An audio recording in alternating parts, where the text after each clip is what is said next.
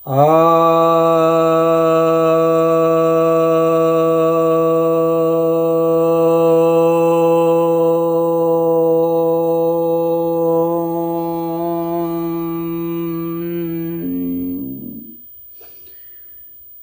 भक्तों को सप्रेम नमन। भक्तों, आज मैं आपके समक्ष श्रीमद् भगवद गीता के 13वें अध्याय के 33वें श्लोक पर प्रवचन करने जा रहा हूँ। यह 33वां श्लोक कहता है, यथा प्रकाशयत्येकः कृत्स्नं लोकम् इमं रविः क्षेत्रं क्षेत्री तथा कृत्स्नं प्रकाशयति भारत। अर्थात जिस प्रकार सूर्य सभी लोगों को प्रकाशित करता है, एक ही सूर्य सभी लोगों को प्रकाशित करता है, उसी प्रकार आत्मा संपूर्ण अस्तित्व को प्रकाशित करती है।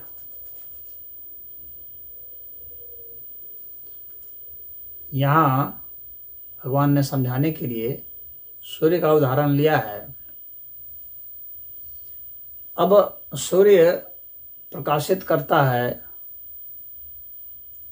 तो जो हमारे लोग हैं, यहाँ रवि का प्रकाश आता है, सूर्य का प्रकाश आता है। तो ये सूर्य कौन सा सूर्य है?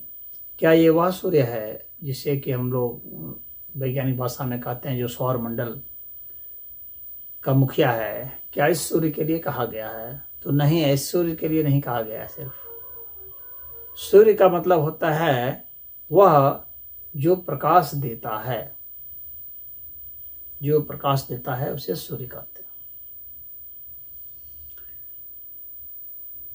और सूर्य को जो प्रकाशित करता है उसे परमात्मा कहते हैं, उसे क्षेत्र कहते हैं। एक सूक्ष्म वस्तु को प्रकाशित करते हैं उसे आत्मा कहते हैं। यह समष्टि क्षेत्र का यहाँ प्रयोग किया गया है। क्षेत्र, क्षेत्री, तो क्षेत्र बोल रहा था ना, क्षेत्रज्ञ, और उसको क्षेत्री भी यहाँ कहा गया है। तो जो क्षेत्री है वह क्षेत्र को प्रकाशित करता है। क्षेत्र यानी सारे वस्तुओं को, सारे लोगों को। और क्षेत्री अर्थात उसमें आत्मा भी है, परमात्मा भी है। अगर वह व्यष्टि के अर्थ में है तो आत्मा है, समष्टि के अर्थ में है तो परमात्मा है। तो अब यहाँ पर प्रश्न उठता है कि जैसे रवि है तो रवि, सूर्य जो है वो कैसे प्रकाशित करता है? सूर्य में कुछ न कुछ गतिविधि चल रही है तभी तो प्रकाशित कर रहा है। तो वहाँ हाइड्रोजन और हीलियम, इनका जो फ्यूजन रिएक्शन हो रहा है, यानी सूर्य में जो कुछ भी प्रकाश है वो हाइड्रोजन और हीलियम की वजह से है, हाइड्रोजन और हीलियम के फ्यूजन की वजह से। लेकिन अब हाइड्रोजन और हीलियम के फ्यूजन से क्यों प्रकाश है? वहाँ वह किसकी वजह से है? एक प्रश्न तो यह भी खड़ा होगा कि उसके पीछे आखिर क्या कारण है। तो वहाँ पर जो है वह जो न्यूक्लियर एनर्जी है वह कारण है। अब उस न्यूक्लियर एनर्जी के पीछे क्या कारण है, हमें यह अभी देखना होगा। और इस तरह से फिर हम जब इन कारणों के सिलसिले में जाते हैं तो अंततः पाते हैं कि वह अव्यक्त से आ रहा है। ये वह प्रकाश तत्व के पीछे, ये जो प्रकाश तत्व ही है, जो लाइट है। अब इस लाइट के पीछे कौन सा कारण है? जो फोटोन है, जिसको कहते हैं साइंस की भाषा में फोटोन, जो प्रकाश की किरण है, उसके जो तत्व हैं, उसका जो पार्टिकल है, उसको फोटोन कहते हैं। तो इस फोटोन के पीछे कौन सा चीज है जिससे ये प्रकाश आता है? तो इन सबके पीछे जितना सूक्ष्मता पर हम जाते हैं, इन सबके पीछे क्या है? इस सबके पीछे क्षेत्री है, भगवान यहाँ पर कहना चाहते हैं। तो ये क्षेत्री जो है सबको प्रकाशित करता है, यानी वह अव्यक्त तत्व जो सबको प्रकाशित करे उसे क्षेत्री कहते हैं, उसे आत्मा कहते हैं। और समिष्ट रूप से यानी सबको समेटे हुए विशाल अनंत, तो अनंत आत्मा जो है जिसे परमात्मा कहा जाता है वह भी क्षेत्री कहलाता है समिष्ट के संदर्भ में, और आत्मा भी क्षेत्री कहलाता है व्यष्टि के संबंध में। यानी एक छोटा सा सूक्ष्म तत्व के संदर्भ में आत्मा है क्षेत्री, और समस्त अस्तित्व के संदर्भ में परमात्मा क्षेत्री है। तो भगवान कृष्ण यहाँ पर यही कहना चाह रहे हैं कि सूर्य जिस तरह से प्रकाशित करता है, एक सूर्य प्रकाशित कर रहा है, उसी तरह से एक क्षेत्री जो है सभी को प्रकाशित करता है। तो एक क्षेत्री क्या करता है? सबको सूर्य बना देता है। एक क्षेत्री सभी को सूर्य बना देता है। छोटे छोटे सूर्य हैं, सभी लोग प्रकाशित कर रहे हैं। तो विद्युत की धारा, प्रकाश की धारा जो बह रही है, उसका मूल स्रोत जो है, ऊर्जा का जो मूल स्रोत है, आदि शक्ति जो है, और उस आदि शक्ति का जो स्रोत बिंदु है, तो उसको शिव तत्व कहा गया है शैव शास्त्रों में। परमात्म तत्व कहा गया है वैदिक शास्त्रों में। विष्णु तत्व कहा गया है वैष्णव शास्त्रों में। इस तरह से उसका नाम वही है। और उसको शक्ति तत्व कहा गया है शाक्त शास्त्रों में। तो आदि शक्ति उसको कहा गया। तो कहने का तात्पर्य है कि वह जो क्षेत्री है वह संपूर्ण, आपको समझ लीजिए कि वास्तव में मूल कौन है? प्रकाशक। तो मूल प्रकाशक कौन है? उसको क्षेत्री कहते हैं। मूल प्रकाशक को क्षेत्री कहते हैं। और वही जब स्थूल रूप में प्रकट आता है तो उसको रवि कहते हैं, सूर्य कहते हैं। रवि अर्थात रवय, जो रव करता है, जो आवाज करता है, ध्वनि करता है, उसको रवि कहते हैं। और वह जो ध्वनि करता है, यानी वह शक्ति का स्रोत है, उस शक्ति से ही वह फिर विद्युत शक्ति भी बना देता है, और उसी से जो है प्रकाश की शक्ति आ। रवय क्यों करते हैं? वो आवाज क्यों करते हैं? क्योंकि जो सूक्ष्म शक्तियां हैं वे आपस में टकराती है। तो आवाज वह जो हमें सुनाई देता है सिर्फ वही आवाज नहीं है, वही ध्वनि नहीं है। ध्वनि वह भी है जो हमें सुनाई नहीं पड़ती है, सूक्ष्म ध्वनि है। और ध्वनि वह भी है जो अव्यक्त है। तो वह अव्यक्त ध्वनि भी ध्वनि ही तो है। तो वहाँ पर आवाज है, ध्वनि है। क्यों? क्योंकि वहाँ टकराहट है, संघर्ष है। अगर न्यूक्लियर एनर्जी टकरा रही है तो वहाँ ध्वनि हो रही है, इसीलिए विस्फोट होता है। तो बड़ी ध्वनि होती है जिसका प्रभाव हम महसूस करते हैं, आग का गोला के रूप में या प्रकाश के रूप में दिखता है।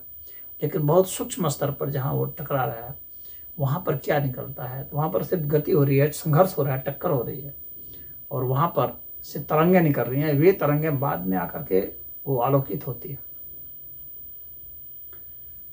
और वो प्रकाश तरंगों में बदल जाती हैं, विद्युत तरंगों में बदल जाती हैं, ध्वनि तरंगों में बदल जाती हैं, जो हमें महसूस करते हैं। तो वह रवि है जो रवय करता है। तो भगवान ने इसलिए यहाँ पर रवि शब्द का प्रयोग किया है, गति शब्द का प्रयोग किया है, ध्वनि शब्द का प्रयोग किया है। सूक्ष्म ध्वनि, अव्यक्त ध्वनि को रवि कहते हैं।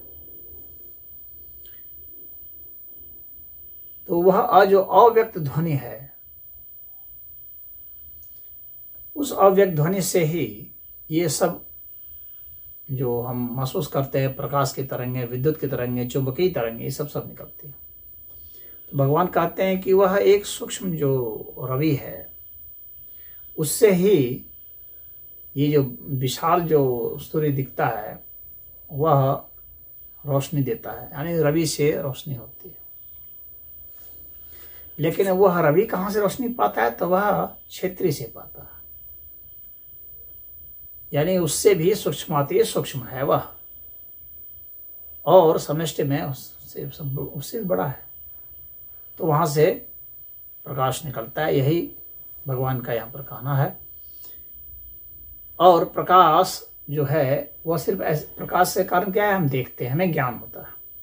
इसीलिए ज्ञान को प्रकाश का स्वरूप कहा गया। और प्रकाश का महत्व इसीलिए है क्योंकि यह ज्ञान हमें देता है आध्यात्मिक अर्थ में।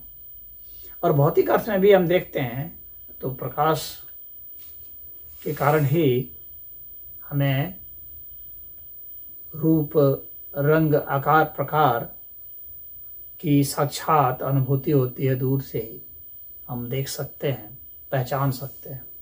इसलिए प्रकाश का बहुत महत्व है। और जितनी हमारे इंद्रियां हैं, इन इंद्रियों में आँख का बहुत महत्व दिया गया है।